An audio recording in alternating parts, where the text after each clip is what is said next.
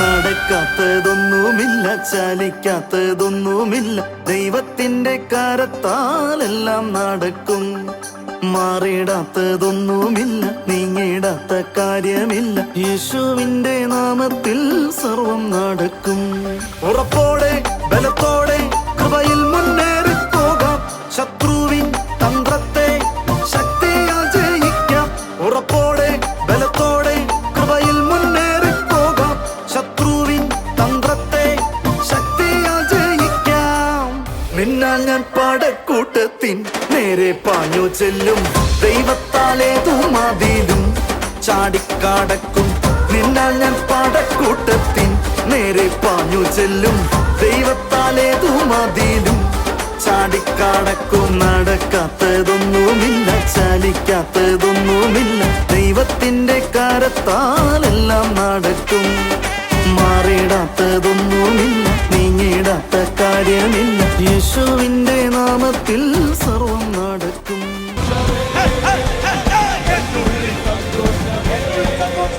December 31 വൈകുന്നേരം 7 സൂക്ഷിക്കുന്നു. നീ പറയുന്നത് ആത്മമണ്ഡലത്തിൽ നടക്കാൻ പോകുന്നത്. നീ ഒരു ഫ്ലെയിംസ് ഓഫ് ഫയർ ആകാൻ പോവാ. കൂടുതൽ വിവരങ്ങൾക്ക് 0471661666. ഈ മീറ്റിംഗുകളിലേക്ക് നിങ്ങൾ ഏവരെയും സ്വാഗതം ചെയ്യുന്നു. കർത്താവിൻ്റെ അതിപരിശുദ്ധ നാമം വാഴ്ത്തപ്പെടുമാറാകട്ടെ. അനുഗ്രഹിക്കപ്പെട്ട ഈ സന്ദേശവുമായി നിങ്ങളുടെ മുൻപിലാകുവാൻ കർത്താവിനെ സഹായിച്ചതോർത്ത് ദൈവത്തെ സ്തുതിക്കുകയാണ്. ദൈവജനത്തിനുള്ള പ്രാധാന്യത്തെക്കുറിച്ചിട്ടാണ് ഇന്ന് നമ്മൾ കേൾക്കാൻ പോകുന്നത്. ഒരു വേർഡ് എനിക്ക് വെളിപ്പെട്ടാൽ അത് എൻ്റെ ലൈഫിൽ അതിനെന്തൊക്കെ ചെയ്യാൻ കഴിയും, അതുകൊണ്ട് എനിക്കുള്ള പ്രയോജനം എന്താണ്, ഒരു ദൈവജനത്തിന് എന്നെ എത്രത്തോളം മാറ്റാൻ കഴിയും എന്നതൊക്കെയാണ് ഇന്ന് നമ്മൾ കേൾക്കാൻ പോകുന്നത്. ഇത്രത്തോളം ഒരു പ്രാധാന്യം നമ്മൾ ദൈവവചനത്തിന് കൊടുത്തിട്ടുണ്ടോ എന്ന് ചോദിച്ചാൽ ദൈവത്തിൻ്റെ വചനം എന്ന് നമുക്കറിയാം, പക്ഷേ അത് എത്രത്തോളം ഓരോ വ്യക്തികൾ മനസ്സിലാക്കിയിട്ടുണ്ടെന്നുള്ളതാണ് നമ്മൾ ചിന്തിക്കേണ്ടത്. ഇന്നത്തെ മെസ്സേജിലൂടെ കർത്താവ് നിങ്ങളോട് വ്യക്തമായി സംസാരിക്കട്ടെ. നമുക്ക് മെസ്സേജിലേക്ക് പോകാം.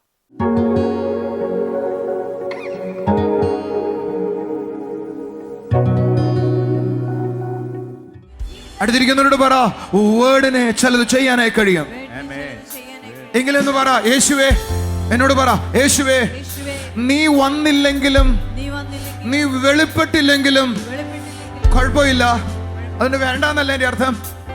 പകരം എനിക്ക് നിന്റെ വേർഡ് വേണം. പറ പറ പറ പറ പറ യേശുവേ, നീ വന്നില്ലെങ്കിലും എനിക്ക് നീ വെളിപ്പെട്ടില്ലെങ്കിലും നിന്റെ വേർഡ് എനിക്ക് ലഭിച്ചാൽ ആ വേർഡ് നീ ആണെന്ന് എനിക്കറിയാം. ഞാനൊരു ചോദ്യം ചോദിക്കട്ടെ. നിങ്ങൾ വായിക്കുമ്പോൾ ദൈവത്തിന്റെ വചനം നിങ്ങളോട് ഇടപെട്ടു. നിങ്ങൾ അതിനെ യേശു നിങ്ങളെ സന്ദർശിച്ചു അല്ലെങ്കിൽ ദർശനത്തിൽ വെളിപ്പെട്ടു അതുപോലെ പറയുവോ? ഇല്ല.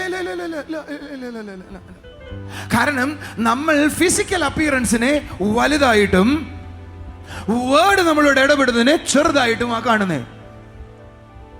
പക്ഷേ ദൈവം ഫിസിക്കൽ അപ്പിയറൻസിനെ ചെറുതായിട്ടും വേർഡിനെ വലുതായുമായ കാണുന്നേ.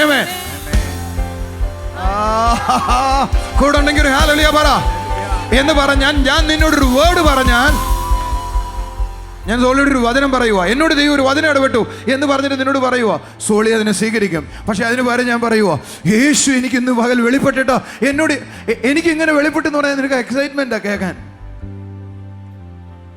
ഇവിടെ ഇരിക്കുന്ന എല്ലാവർക്കും അങ്ങനെയാ. ഒരു ദൂതൻ വെളിപ്പെട്ടു എന്ന് പറഞ്ഞാൽ എന്നാ സന്തോഷമോ. ദൂതൻ വന്ന് പറഞ്ഞു, എടയവേ, ദൂതൻ വന്ന് പറയുന്നത് നല്ലതാണ്, യേശുവിനെ നേരിട്ട് കാണുന്നത് നല്ലതാണ്, ദൈവത്തെ മുഖാമുഖം അനുഭവിക്കുന്ന നല്ലതാണ്. എൻ്റെ കൂടെ ഉള്ളവർക്ക് ഒരു ഹല്ലേലൂയ പറ. പക്ഷേ വേർഡിന് അതേപോലെ പ്രാധാന്യം ആരെങ്കിലും കൊടുത്താൽ, എന്റെ കാരണം സ്വർഗം പറയുവാ, പാഴും ശൂന്യമായതിനെ എൻ്റെ വാക്കുകൾ കൊണ്ടാ ഞാൻ ഉണ്ടാക്കിയത്, ഇല്ലാത്തിനെ ഉളാക്കുന്നത് എൻ്റെ വാക്കുകൾ കൊണ്ടാ, നശിച്ചതിനെ വീണ്ടും റീബിൽഡ് ചെയ്ത് എൻ്റെ വാക്കുകൊണ്ടാ എന്ന് പറഞ്ഞ സകലതും അവൻ സാധ്യമാക്കുന്നത് അവന്റെ വാക്കിനാലാണെങ്കിൽ എന്റെ പ്രയോറിറ്റി അവന്റെ വാക്കിനായിരിക്കണം.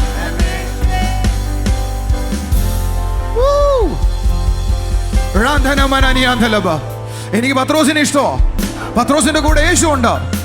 പക്ഷെ പത്രോസ് പറയുവാ, നിന്റെ വാക്ക് അതിന് ഞാൻ കേൾക്കാൻ കർത്താവേ. റിസൾട്ട് യേശു കൂടെ ഉണ്ടെങ്കിൽ തന്നെ മീൻ പിടിച്ചു കയറിക്കൂടെ? യേശു കൂടെ ഉണ്ടെങ്കിൽ തന്നെ ആ മീൻ അതിനകത്ത് കയറിക്കൂടെ? ഹല്ലേലൂയ. അങ്ങനെയും കയറാൻ കേട്ടോ, ഇല്ലൊന്നും ഞാൻ പറയുന്നില്ല. പക്ഷേ പത്രോസ് പറയുക, ആ വാക്കിന് എനിക്കൊരു കാര്യം അറിയാം. അത് സകലത്തെയും ഉളവാക്കുന്ന വാക്കുകളാണ്, സകലത്തെയും സൃഷ്ടിക്കുന്ന വാക്കുകളാണ്. നിന്നോട് ദൈവത്തിന്റെ ആത്മാവ് വചനത്തിലൂടെ എന്തെങ്കിലും ഇടപെട്ടാൽ അതിനോട് യെസ് എന്ന് പറ. യേശു കർത്താവ് ദർശനത്തിലോ അല്ലാതെയോ വെളിപ്പെടുന്നത് പോലെ അതിന് പ്രയോറിറ്റി കൊടുക്കുക. അത് നിങ്ങളിൽ ചിലത് ചെയ്യാനായി തുടങ്ങും.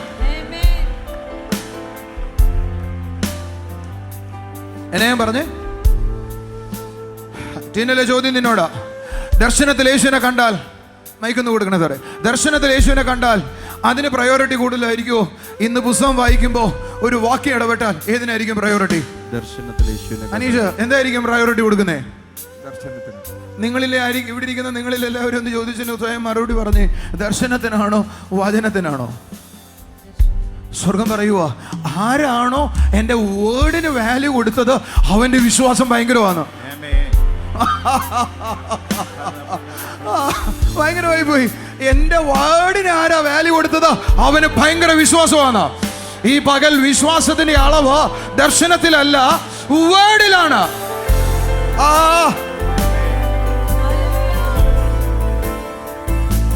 ഞാനൊന്നും കൂടെ ആ സ്റ്റേറ്റ്മെന്റ് പറയാം.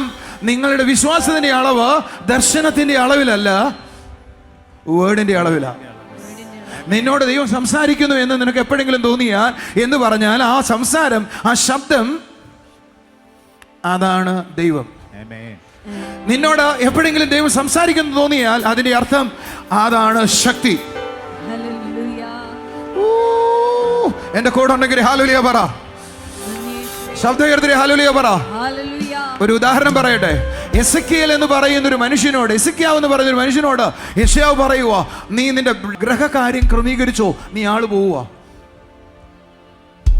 രാജാക്കന്മാർ 2 രാജാക്കന്മാർ 20-ാം അധ്യായം 4-ാം വാക്യം മുതൽ അവിടെ എഴുതിയിരിക്കുക. യെശയ്യാവ് അത് പറഞ്ഞു കഴിഞ്ഞിട്ട് പുറത്തോട്ട് പോയിക്കൊണ്ടിരിക്കുമ്പോൾ പടിവാതിക്കൽ വെച്ച് അടുത്ത വാക്യം എഴുതിയിരിക്കുക, the word of the Lord revealed to Ezekiel. ദൈവത്തിന്റെ വചനം അരുളപ്പാടുണ്ടായെന്നല്ല, മലയാളത്തിൽ അരുളപ്പാടുണ്ടായെന്ന, പക്ഷെ ഇംഗ്ലീഷിൽ ഇരിക്കുന്ന വേർഡ് ഓഫ് ദ ലോർഡ്. ദൈവത്തിന്റെ വചനം അവന് വെളിപ്പെട്ടെന്ന്. ആർക്കാ? യെശയ്യാവിന്.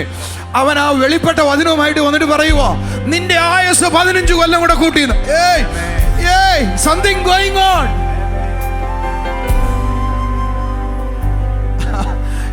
യെശയ്യാവേ, നീ അവന്റെ തലയെ തൊട്ട് പ്രാർത്ഥിച്ചാൽ പറയായിരുന്നു. യെശയ്യാവേ, നിന്റെ തലയെ തൊട്ട് യേശുവിന്റെ നാമത്തിൽ സൗഖ്യമായിട്ടെന്ന് പറയാൻ പറയായിരുന്നു. അതൊന്നുമല്ല അവൻ പറഞ്ഞേ. ദൈവം എന്ത് പറഞ്ഞോ ആ വാചകം അവന്റെ വായിൽ വെച്ചിട്ട് അവൻ പറഞ്ഞു, എസെക്കിയാവേ, നിനക്ക് 15 കൊല്ലം കൂടെ നീട്ടി തന്നിരിക്കുന്നു. ആര് പറഞ്ഞതാ? സ്വർഗം പറഞ്ഞതാ. അത് ആര് ചെയ്തു? ഇവൻ പറഞ്ഞു. ആ പറഞ്ഞതോടുകൂടി എന്തുണ്ടായി? രോഗം മാറിയിട്ട് ജീവൻ ഉണ്ടായെന്ന. അപ്പൊ നിന്നിൽ ജീവൻ ഉണ്ടാകാൻ എന്നതാ ഞാൻ പറയണ്ടേ? തലയെ പിടിക്കണോ? തലയെ പിടിക്കല്ലേ വേണ്ടേ? വേർഡ് വേണം. നിങ്ങൾ ആരും അതിനെ കൈ അടിച്ചില്ല, ആമീൻ പറഞ്ഞില്ല, ശബ്ദമുയർത്തിട്ട് ഹല്ലേലൂയ പറഞ്ഞില്ല. യേശു എന്ന കരമുയർത്തിട്ട് പറ, വേർഡ് വേണം. ദൈവത്തിന്റെ വചനം യെശയ്യാവിന് വെളിപ്പെട്ടു. പറ, യെശയ്യാവിനെ ദൈവത്തിന്റെ വചനം വെളിപ്പെട്ടു. എന്തായിരുന്നു ദൈവത്തിന്റെ വചനം യെശയ്യാവിന് വെളിപ്പെട്ടു? 15 കൊല്ലം കൂടെ അവന്റെ ആയുസ്സിനെ നീട്ടിക്കൊടുത്തിരിക്കുന്നു. അതായിരുന്നു വെളിപ്പെട്ടത്. അവൻ വന്നിട്ട് രോഗശാന്തി ശുശ്രൂഷ ചെയ്തില്ല, പോടാ പിശാചേ വാടാ പിശാചേ എന്ന് പറഞ്ഞില്ല.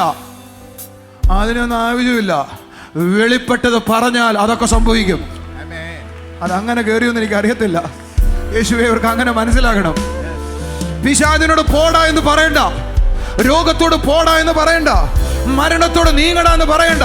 പകരം ദൈവം ഇടപെട്ടത് നീ പറഞ്ഞാൽ അതെല്ലാം സംഭവിച്ചിരിക്കും.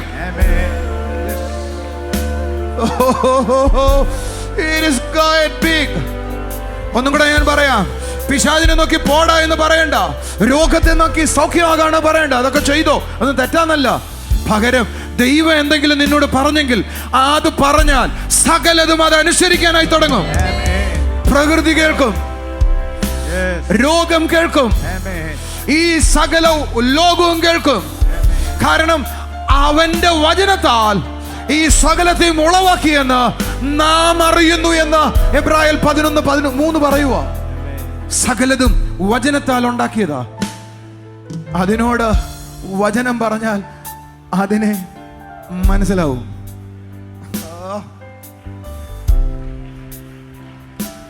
അടുത്തിരിക്കുന്ന ആളെ ദേഹത്തോട് തട്ടിയിട്ട് പറ, ഈ കാണുന്ന പ്രകൃതി മുഴുവനും, ഈ കാണുന്ന ലോകം മുഴുവനും അവന്റെ വേർഡിനാൽ ഉളവായി. ആ വേർഡ് നിന്റെ വായിൽ അവൻ തന്നിട്ടുണ്ടെങ്കിൽ അത് നീ പറഞ്ഞാൽ ഈ പ്രകൃതിക്ക് അത് മനസ്സിലാകും, വന്നത് സൃഷ്ടാവിന്റെ വക്കൽ നിന്നാണെന്ന്. അതിന് കൈവപ്പ് വേണ്ട, അതിന് ശാസന വേണ്ട.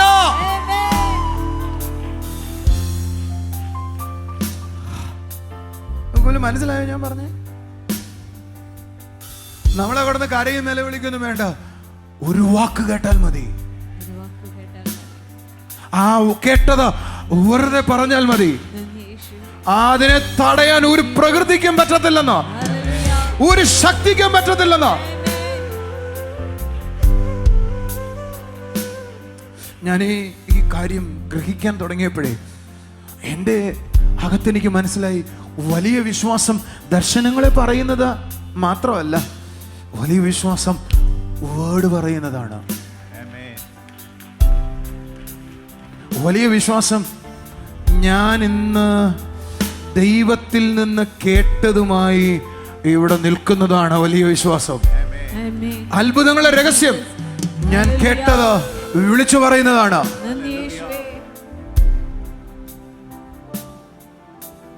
ആരെങ്കിലും എൻ്റെ ഒപ്പം എത്തിയോ? ഞാനൊരു ചോദ്യം ചോദിച്ചോട്ടെ, നിങ്ങൾക്ക് ബൈബിൾ വായിക്കുന്നതാണോ പ്രാധാന്യം, പ്രാർത്ഥിക്കുന്നതാണോ പ്രാധാന്യം?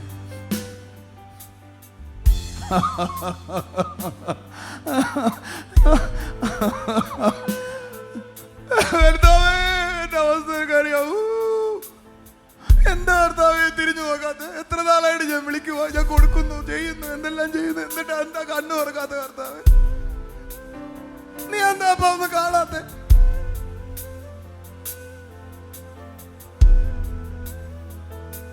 അടുത്തിരിക്കുന്നവരോട് പറ, നിലവിളി നിർത്താം. ഒരു വേർഡ് മതി, ഒരു വാക്ക് മതി. അത്ഭുതങ്ങളുടെ മുഴുവൻ റീസൺ, അത്ഭുതങ്ങളുടെ മുഴുവൻ റീസൺ, അത്ഭുതങ്ങളുടെ മുഴുവൻ കാരണം, അത്ഭുതങ്ങളുടെ മുഴുവൻ ഉത്ഭവം, അത്ഭുതം മുഴുവൻ കൈയടിച്ചു പറ, അത്ഭുതങ്ങളുടെ ഉറവ വേർഡിലായിരിക്കുന്നേ.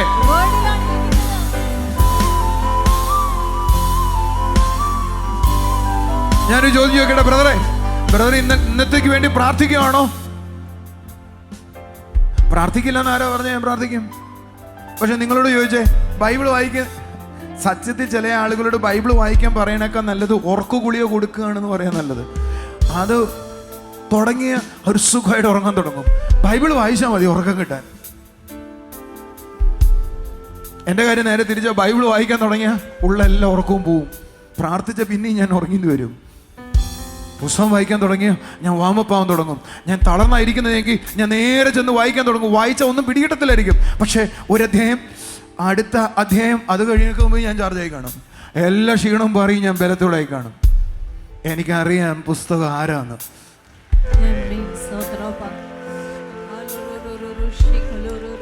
പുസ്തകത്തിന് ശക്തി ഇല്ലാതാവുന്ന എപ്പോഴാണെന്നറിയോ? ഇത് വെറും വാക്കുകളുമായി തീരുന്ന എപ്പോഴാണെന്നറിയോ? ആ വാക്കുകൾ കൊണ്ട് ദൈവമായി നിനക്ക് കണക്ഷൻ കിട്ടാതെ ആകുമ്പോഴാ ഇത് വെറും വാക്കുകളാകുന്നത്. ഈ വാക്കുകൾ it is a connecting link. പറഞ്ഞെത്തിയൊക്കത്തില്ല. എങ്ങനെയാണ് നീ പറയുന്നേ? പറഞ്ഞ ആ വഴിക്ക് പോകും ഞാൻ. എൻ്റെ കൂടെ ഉണ്ടെങ്കിൽ ഒരു ഹല്ലേലൂയ പറഞ്ഞ്, ഈ പുസ്തകത്തിലെ വാക്കുകൾ ഒരു കണക്റ്റിംഗ് ലിങ്ക് ആണ് എന്ന് പറഞ്ഞാൽ ദൈവവുമായിട്ട് എന്നെ കണക്ട് ചെയ്യുന്ന വാക്കുകളാണ് ഈ പുസ്തകത്തിലെ വാക്കുകൾ എന്ന് പറഞ്ഞാൽ ബൈബിളിലെ ഓരോ വാക്കുകൾ. ആ വാക്കുകളിലൂടെയാണ് ഞാൻ കണക്റ്റഡ് ആകുന്നത്, അല്ലെങ്കിൽ ദൈവവുമായി ഇടപെടുന്നത്, ദൈവവുമായി അനുഭവിക്കുന്നത്. ഓരോ വാക്കുകളും ദൈവത്തെ അനുഭവിക്കാനുള്ളതാണ്. ഒരു നല്ല ഹല്ലേലൂയ പറഞ്ഞേ. അടുത്തിരിക്കുന്ന ഒരാളുടെ കൈ കൊടുത്തിട്ട് പറഞ്ഞ്, യേശു വന്നില്ലെങ്കിലും കുഴപ്പമില്ല, ജോൺ ദാരു ബ്രദർ വീട്ടിൽ വന്നില്ലെങ്കിലും കുഴപ്പമില്ല. ബ്രദർ പറയുന്നൊരു വാക്ക് മതി. യേശു പറയുന്നൊരു വാക്ക് മതി. എൻ്റെ വാക്കുകളല്ല ഞാൻ ഈ പറയുന്നത്, എൻ്റെ ഉള്ളിൽ വ്യാപരിക്കുന്ന അഭിഷേകത്തിൽ നിന്ന് ഉളവാകുന്ന, ദൈവത്തിൻ്റെ വചനത്താൽ ഉളവാകുന്ന അത് മതി. അപ്പോൾ മീറ്റിംഗ് കഴിഞ്ഞ് ആരും തൊടാൻ നിൽക്കത്തില്ലേ? ഇന്ന് അഞ്ചലിൽ മഴ പെയ്തതിനൊക്കെ വലിയ മഴ തിരുവനന്തപുരത്ത് പെയ്യും. ന്യൂനമർദ്ദം അങ്ങനെ അടിക്കാതിരുന്നാൽ മതി. അടുത്തിരിക്കുന്നവരോട് പറ, ഒന്നും വെളിപ്പെട്ടില്ലെങ്കിലും കുഴപ്പമില്ല, ആരും വന്നില്ലെങ്കിലും കുഴപ്പമില്ല, വേർഡ് മതി. പറ, നിങ്ങളുടെ അകത്ത് ഇത് ശരിക്കും കയറിയാൽ നിങ്ങൾ മനസ്സിലാക്കും, സകലതും ഉളവാക്കിയത് കൈ തൊട്ടിട്ടല്ല കർത്താവ്, ഇത് മുഴുവൻ ഉണ്ടാക്കിയത്. ഉണ്ടാവട്ടെ, എവിടെയൊക്കെ കൈ കൊണ്ട് കൈവച്ചതല്ല, നമുക്ക് കൈവയ്ക്കാനേ അറിയൂ. ഇതൊന്നും ഉണ്ടാക്കിയത് കൈവച്ചിട്ടല്ല, ഉളവാകട്ടെ. ഉളവായി. സകലതും ദൈവം ഉളവാക്കിയത് അവന്റെ വാക്കിനാലാണ് എങ്കിൽ നിങ്ങളിൽ സകലതും ഉളവാകാൻ പോകുന്നതും അവന്റെ വാക്കിനാലാണ്. മനസ്സിലായില്ല? സകലതും അവൻ ഉളവാക്കിയത് അവന്റെ വാക്കിനാലാണ് എങ്കിൽ നിങ്ങളിൽ സകലതും ദൈവം ഉളവാക്കുന്നത് അവന്റെ വാക്കിനാലാണ്. നിങ്ങളെ പറയട്ടെ, സകലതും ഉളവാക്കിയത് അവന്റെ വാക്കിനാലാണെങ്കിൽ നിന്നിൽ എന്തെങ്കിലും ഉളവാക്കണമെങ്കിൽ ജോൺ ദാരി ബ്രദർ കൈവയ്ക്കട്ടെ, അഭിഷേകം പകരപ്പെടട്ടെ. പക്ഷെ ദൈവത്തിന് ഇഷ്ടം, കുറെ കൂടെ ഇഷ്ടം നിന്നിൽ എന്തെങ്കിലും ഉളവാക്കുന്നെങ്കിൽ അത് അവന്റെ വാക്കുകളിലാണെന്ന് അവൻ അറിയാം. അതാണ് പിശാച് വാക്കിന്റെ പ്രയോറിറ്റി കുറച്ച് കളഞ്ഞത്. വാക്കുകളുടെ പ്രയോറിറ്റി കുറച്ചു, കൈവെപ്പിന്റെ പ്രയോറിറ്റി കൂട്ടി. എത്ര ആളെ കൈവയ്ക്കുവൻ? 5000 ആയ ഇവൻ എന്നാ ചെയ്യും? 10,000 ആയ എന്നാ ചെയ്യും? എത്ര നേരം നിന്ന് പ്രാർത്ഥിക്കും? ഒരു വാക്ക് മതി സകലതും അത്ഭുതത്തിലേക്ക് നടക്കാൻ. ഉൽപ്പത്തി പുസ്തകം വായിച്ചാൽ നമുക്കറിയാൻ കഴിയും, സകലത്തെയും ഉളവാക്കിയത് ദൈവം തൻ്റെ വാക്കിനാലാണ് ഉളവാക്കിയത്. അതേ വാക്ക് തന്നെയാണ് എൻ്റെ ഉള്ളിലും വരുന്നത്. അങ്ങനെയെങ്കിൽ എൻ്റെ ലൈഫിലും സകലത്തെയും ഉളവാക്കുവാൻ ഈ ദൈവവചനത്തിന് കഴിയും. ഈ ഒരു വാക്ക് മതി എനിക്കായിരിക്കുന്ന, ഞാൻ പ്രയാസപ്പെടുന്ന അല്ലെങ്കിൽ ഞാൻ അനുഭവിക്കുന്ന ഏത് പ്രശ്നത്തെയും മറികടക്കുവാൻ ആ ഒരു വാക്ക് മതി. അതെന്നിൽ സകലത്തെയും ഉളവാക്കുവാനിടയാകും. ഈ ഒരു തിരിച്ചറിവിലേക്ക് നമുക്ക് ഓരോരുത്തർക്കും ആയിരിക്കാം. കർത്താവ് വചനത്തെയാണ് സകലതിനും ഉപയോഗിച്ചത്. വചനം ജഡമായി തീർന്നു എന്നാണ് പറയുന്നത്. വചനത്താൽ സകലതും ഉളവായി എന്നാണ് പറയുന്നത്. നമ്മുടെ ലൈഫിനും അത്രത്തോളം ഒരു പ്രാധാന്യത്തെ ദൈവജനത്തിന് കൊടുക്കാൻ കഴിയട്ടെ. ഇങ്ങനെ ഒരു ബോധത്തോടെ ദൈവത്തിൻ്റെ വചനം വായിച്ചാട്ടെ. കർത്താവ് നിങ്ങളെ അതിശക്തിയോടെ പ്രയോജനപ്പെടുത്തട്ടെ. നമുക്ക് ചില സാക്ഷ്യങ്ങളിലേക്ക് പോകാം.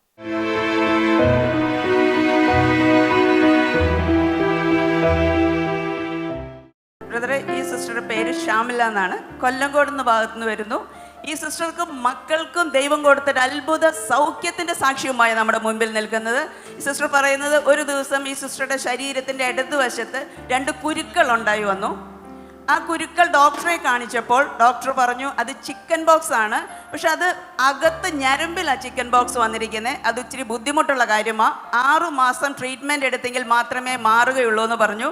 പക്ഷെ സിസ്റ്റർ വിശ്വാസത്തോടു കൂടി നമ്മുടെ ജീസസ് ടൈമിലും പാലക്കാട് ചർച്ചിലും വിളിച്ച് പ്രാർത്ഥിച്ചു. അത്ഭുതം എന്ന് പറയട്ടെ, സിസ്റ്ററുടെ ശരീരത്തിൽ അങ്ങനെ ഒരു ബുദ്ധിമുട്ടില്ലാത്ത വണ്ണം കർത്താവ് പൂർണ്ണ സൗഖ്യം കൊടുത്തു എന്ന സാക്ഷ്യം. ആ കുരുക്കളെല്ലാം മാറിപ്പോയി. ഞാൻ 6 മാസം എനിക്ക് ഡോക്ടർ മരുന്ന് കഴിക്കണം പറഞ്ഞിട്ടുണ്ടായിരുന്നു. ഞാനപ്പോൾ ഫ്രൈഡേ മീറ്റിങ്ങിൽ സനൽ ബ്രദർ മെസ്സേജ് പറഞ്ഞുകൊണ്ടിരിക്കുമ്പോൾ ഞാൻ ആ പ്രാർത്ഥന വിഷയം എഴുതി അയച്ചു. അപ്പോൾ സനൽ ബ്രദർ പറഞ്ഞു, ഷാമില സിസ്റ്റർ ഇന്ന് ചിക്കൻ ബോക്സിൽ നിന്ന് പുറത്ത് വരുന്നു പറഞ്ഞു. അത് അപ്പോൾ തന്നെ എനിക്ക് പരിശുദ്ധാത്മാവിൽ നിറഞ്ഞപ്പോൾ ഒരു ശക്തി അവിടെ അഴിഞ്ഞു പോകുന്നുണ്ട്. എനിക്ക് അപ്പം ആ സമയം തന്നെ സുഖമായി. കർത്താവ് ചെയ്ത കൃപയ്ക്കായി സ്തോത്രം. Thank you Jesus. 2 മക്കൾക്കും ചിക്കൻ ബോക്സ് ആയിരുന്നു. സിസ്റ്റർ അതേപോലെ തന്നെ ജീസസ് ടൈമിൽ വിളിച്ചു പ്രാർത്ഥിച്ചു. മക്കളുടെ ചിക്കൻ ബോക്സും അതോടൊപ്പം തന്നെ മാറിപ്പോയെന്ന സിസ്റ്റർ സാക്ഷ്യപ്പെട്ടു. സിസ്റ്ററിന് ഇത് കാണുന്നതിന് മുമ്പ് കുഞ്ഞുങ്ങൾക്ക് ചിക്കൻ ബോക്സ് ആയിരുന്നു. വന്ന ശേഷമാണ് കുഞ്ഞുങ്ങൾക്കും വന്നത്. അപ്പോൾ ഞാൻ അതേ തന്നെ ജീസസ് ടൈമിൽ പ്രാർത്ഥിച്ചപ്പോൾ സനൽ ബ്രദർ പറഞ്ഞു ആൽപ്പിനോട് പ്രാർത്ഥിക്കാൻ പറഞ്ഞു. 3 പേർക്കും ചിക്കൻ ബോക്സ് ആയിരുന്നു. എന്നാൽ കർത്താവ് പൂർണ്ണമായി വിടുവിച്ചു. സിസ്റ്റർ വളരെ വിശ്വാസത്തോടെ ഇവിടെ ആയിരിക്കുന്ന കർത്താവ് ചെയ്തതിനായി സ്തോത്രം ചെയ്യട്ടെ. ആമേൻ. 2018 നമ്മുടെ തൃശ്ശൂർ പബ്ലിക് മീറ്റിംഗിൽ വെച്ച് നടന്ന ഒരു അത്ഭുത സാക്ഷ്യവുമായിട്ടാണ് ഈ ബ്രദർ ആയിരിക്കുന്നത്. ഈ ബ്രദറിന്റെ പേര് നാരായണൻ, പട്ടാമ്പി എന്ന സ്ഥലത്ത് നിന്ന് വരുന്നു. ബ്രദറിനെ 1 വർഷത്തോളം ഡിസ്കിന് കംപ്ലൈന്റ് ആയിരുന്നു. ഡോക്ടറെ കാണിച്ചു സ്കാൻ ചെയ്തപ്പോൾ അതിനകത്ത് ഞരമ്പ് ബ്ലോക്ക് ആയിരിക്കുകയാണെന്നാണ് പറഞ്ഞത്. ഓപ്പറേഷൻ ചെയ്യണമെന്ന് പറഞ്ഞു. 2018 പബ്ലിക് മീറ്റിംഗിൽ വന്ന് പ്രാർത്ഥിച്ചു. അപ്പോൾ തന്നെ സൗഖ്യമായി എന്നാണ് പറയുന്നത്. 2018 നടന്ന അത്ഭുതം. അതെ അതെ. എന്തുവായിരുന്നു? ഡിസ്കിന് കുനിയാനും നൂരാനും ഒന്നും പറ്റത്തില്ലായിരുന്നു. കുനിയാൻ കഴിഞ്ഞിരുന്നില്ല. പിന്നെ ഈ വലത് കാലിന് ഭയങ്കര വേദനയായിരുന്നു. അങ്ങനെ തീരെ ജോലിക്കൊന്നും പോകാൻ പറ്റാതെ ആയ സമയത്ത് 6 ഡോക്ടറെ കണ്ടിട്ട് ഒരു വ്യത്യാസമില്ല. 7ാമത് പെരിന്തമണ്ണ ഹോസ്പിറ്റലിൽ പോയിട്ട് അവിടെ ഡോക്ടറെ കണ്ടപ്പോൾ പറഞ്ഞു സ്കാൻ ചെയ്യണം. അപ്പോൾ അവിടെ പെട്ടെന്ന് സ്കാൻ ചെയ്തു. അപ്പോൾ പറഞ്ഞു പെട്ടെന്ന് തന്നെ ഓപ്പറേഷൻ ചെയ്യണം എന്ന് പറഞ്ഞു.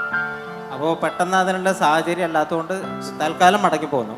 പിറ്റേ ദിവസം വേദന കൂടിയ സമയത്ത് അതിൻ്റെ പിറ്റേ ദിവസം ഇവിടെ ടാഗോർ ഹാളിൽ മീറ്റിംഗ് നടന്നുകൊണ്ടിരിക്കുകയാണ്. അപ്പോൾ ഞാൻ പറഞ്ഞു എനിക്ക് അവിടെ മീറ്റിങ്ങിൽ പങ്കെടുക്കണം, അവിടെ ചെന്ന് കഴിഞ്ഞാൽ എനിക്ക് സൗഖ്യം ഉണ്ടാവും എൻ്റെ പെട്ടെന്ന് ഒരു സർജറി പറഞ്ഞതാ, പക്ഷെ പെട്ടെന്ന് ഒരു അത്ഭുതം കർത്താവ് ചെയ്യാനിടയായി.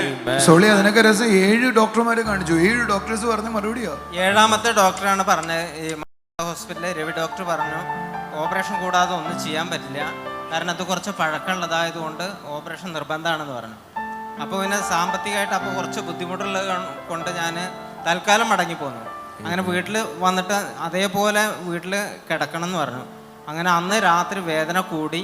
അങ്ങനെ ഇവിടെ മീറ്റിംഗ് നടക്കുന്നുണ്ടോ എന്നുള്ള അറിഞ്ഞ സമയത്ത് ഞാൻ എന്തായാലും വേണ്ട മീറ്റിങ്ങിൽ പങ്കെടുക്കണം, അവിടെ എനിക്ക് സൗഖ്യം ലഭിക്കുന്നുള്ള എൻ്റെ മനസ്സിൽ ഉറച്ച വിശ്വാസം പങ്കെടുത്തു.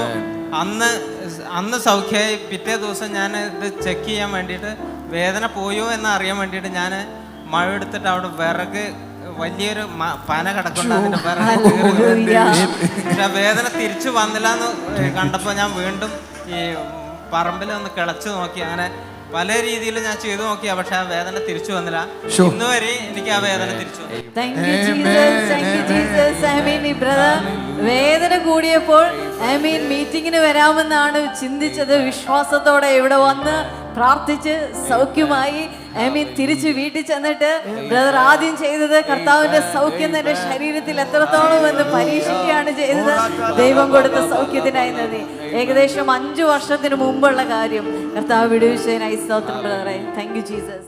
ദൈവത്തിൻ്റെ അത്ഭുത പ്രവൃത്തികൾക്കായി നമുക്ക് ദൈവത്തെ സ്തുതിക്കാം. കർത്താവിൻ്റെ വചനം അത് ബലമുള്ളതാ, അത് ശക്തിയുള്ളതാ. ചിലതിനെ ഉളവാക്കാനായി കഴിയും, സൗഖ്യമാക്കാനായി കഴിയും. ഞാൻ ആയിരിക്കുന്ന ഇല്ലായ്മയിൽ നിന്നും എനിക്ക് ചിലതിനെ ഉളവാക്കുവാനായി കഴിയും. ബിസിനസ്സിൽ പ്രയാസമായിരിക്കുന്നവർ, അല്ല താൻ മുടക്കിയ സാമ്പത്തിക കാര്യങ്ങൾ തിരിച്ചു ലഭിക്കുന്നില്ല എന്ന് വേദനയോടായിരിക്കുന്നവർ, സാമ്പത്തിക മേഖലയിൽ പ്രയാസം അനുഭവിക്കുന്ന ഒരു നിമിഷം ആ ദൈവവചനത്തെ ഒന്ന് ചേർത്ത് പിടിച്ചാട്ടെ. എന്നിട്ടൊന്ന് പറഞ്ഞാട്ടെ, എന്നിൽ സകലത്തെയും ഉളവാക്കുവാൻ ഈ ദൈവത്തിൻ്റെ വചനത്തിന് കഴിയുമെന്ന് പറഞ്ഞാട്ടെ. കർത്താവെ, എന്നെ കാണുന്ന കുടുംബങ്ങളിൽ ഇവർ അനുഭവിക്കുന്ന ഞെരുക്കങ്ങളിൽ കർത്താവെ വലിയൊരു ഡെലിവറൻസിനെ കൊടുത്താട്ടെ അപ്പ, വലിയൊരു വിടുതലിനെ കൊടുത്താട്ടെ അപ്പ, വലിയൊരു ഡെലിവറൻസിനെ കൊടുത്താട്ടെ അപ്പ. Thank you Jesus. പ്രത്യേകിച്ച് രോഗികളായിരിക്കുന്നവർക്കായി പ്രാർത്ഥിക്കുന്ന കർത്താവെ, ഇവർ അനുഭവിക്കുന്ന ശാരീരികമായ പ്രയാസങ്ങളിൽ നിന്നും പൂർണ്ണമായൊരു വിടുതലിനെ കൊടുത്താട്ടെ അപ്പ. ശാരീരികമായ പ്രയാസങ്ങളിൽ നിന്നും പൂർണ്ണമായൊരു വിടുതലിനെ കൊടുത്താട്ടെ. ഹിപ്പിൽ കഴപ്പനുഭവിക്കുന്ന ഒരു വ്യക്തിയെ കാണാം. ആ വ്യക്തിക്ക് അത് സ്ഥിരമായി ഉണ്ടാവുന്ന കാര്യമാണ്. എപ്പോഴും ആ പ്രയാസം അനുഭവിക്കുന്നു. ആ വ്യക്തിയെ കർത്താവ് സൗഖ്യമാക്കിയാണ്. ശരിയായ വിധത്തിൽ എന്തെങ്കിലും ഒരു ജോലി ചെയ്താൽ അന്ന് ഹിപ്പിന് ഭയങ്കര പ്രയാസമായിരിക്കും. കർത്താവ് ആ വ്യക്തിയെ സൗഖ്യമാക്കിയാണ്. അപ്പോൾ അവിടുത്തെ കൃപയ്ക്കായി നന്ദി പറയുന്നു. അതേപോലെ ഒരു ചുമന്ന സാരി ഉടുത്ത ഒരു വ്യക്തിയെ കാണാം. ആ വ്യക്തിയുടെ വയറിൻ്റെ ഒരു സൈഡിൽ പുറകുവശത്തായിട്ട് ഭയങ്കര വേദനയാണ്. ആ വ്യക്തിയെ കർത്താവ് തൊടുകയാണ്. യേശുവിൻ്റെ നാമത്തിൽ അവിടുത്തെ സൗഖ്യമുണ്ടാകട്ടെ അപ്പ. ദൈവത്തിൻ്റെ അത്ഭുത കൃപയ്ക്കായി നന്ദി പറയുന്നു. അതേപോലെ എനിക്കൊരു വ്യക്തിയെ കാണാം. ആ വ്യക്തി കേരളത്തിലല്ല താമസിക്കുന്നത്, ഇന്ത്യയിൽ വേറെ എവിടെയോ ആണ് താമസിക്കുന്നത്. ആ വ്യക്തിയുടെ വീട്ടിലായിരിക്കുന്ന ചില പ്രശ്നങ്ങളുടെ മേൽ ദൈവത്തിൻ്റെ കരം ചലിക്കുകയാണ്. ആ വീട് മാറി താമസിക്കണമെന്ന് അവർ ആഗ്രഹിക്കുന്നത്. അതുപോലെ ഒരു പ്രശ്നം, അസമാധാനം ആ വീട്ടിലുണ്ട്. ആ കുടുംബത്തെ കർത്താവ് തൊടുകയാണ്. കർത്താവേ, നിൻ്റെ കൃപയ്ക്കായി നന്ദി പറയുന്നപ്പാ. അപ്പാ, നിൻ്റെ പ്രവൃത്തിക്കായി നന്ദി പറയുന്നു. എന്നെ കാണുന്ന കുടുംബങ്ങളിൽ ദൈവത്തിൻ്റെ അത്ഭുത കരം ചലിക്കണമപ്പാ. യേശുവേ, നിൻ്റെ കൃപ ചലിക്കണമപ്പാ. യേശുവേ, നിൻ്റെ കൃപ ചലിക്കണമപ്പാ. സ്വർഗീയ പിതാവേ, അവിടുന്ന് ഞങ്ങളുടെ പ്രാർത്ഥന കേട്ടതിനായി സ്തോത്രം. യേശുവിൻ്റെ നാമത്തിൽ തന്നെ ആമേൻ. കർത്താവിൻ്റെ അത്ഭുതങ്ങൾ കൊണ്ട് കർത്താവ് നിങ്ങളെ ഓരോ ദിവസവും നിറയ്ക്കട്ടെ. God bless you.